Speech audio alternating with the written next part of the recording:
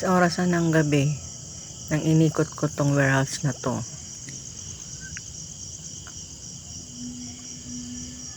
Gusto ko malaman kung may magpapakita at magpaparamdam sa akin.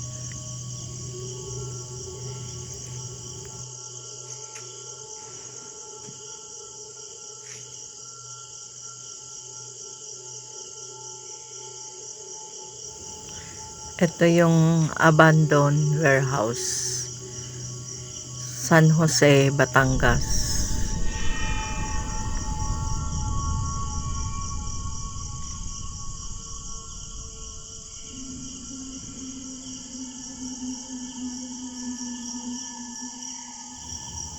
Siguro nagtataka kayo, tahimik ako kasi nga tulog na rin yung guard, kaya malaya ako nakapag vlog.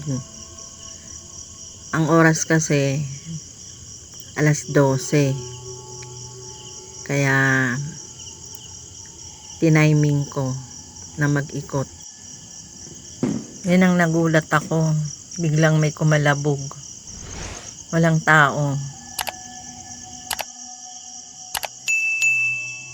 kaya hindi na ako nakapag-ikot sa sobrang lawak nito.